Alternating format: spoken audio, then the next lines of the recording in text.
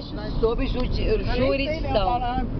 Aqui, pô, eu queria ver, eu costumo atravessar umas capivaras aqui, sair dentro do rio aqui, ó. Eu queria... Aí eu a gente vê o sol. uma cidade, não sei, uma coisa assim. Não, mas elas saem do sol.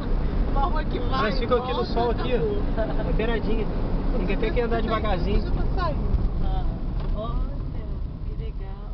Um trator, cara. Tem um trator ali, ó. Isso aí é o quê? Usina de quê? Aqui é a usina hidrelétrica do carro. Ah, usina. Hidroelétrica. A cidadezinha lá na frente. Vamos ver se aqui tá aberto pra gente entrar aqui. Tic-tac é aquela bolinha. Aquela bolinha. Ele adora. Aí ele tava sonhando. Por que estraga a cidade? Tava procurando. Dá pra passar nessa ponte aí? Estraga a cidade ou...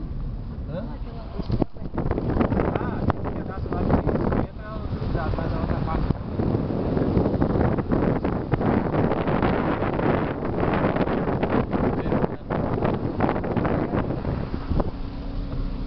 Isso aí, ó, isso aí é a hidrelétrica do carro. Ah, muito urubu. Usina hidrelétrica. Os aerobus. Olha, mundo. Mas é, a gente vai onde? Ah, Porta fechada. É, as comportas só abrem quando a vazão d'água é muito grande, né?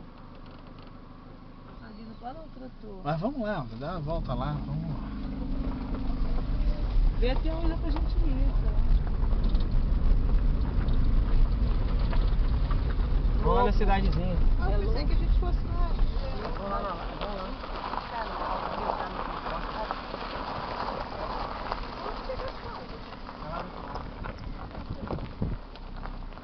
A estradinha que sai lá em Fernandinho. Aí você vê um banquinho novo, pagando desse cuidado. Passa aqui bem, gente.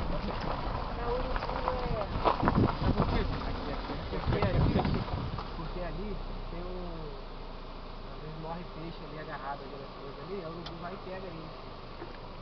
Máquina limpa, grátis.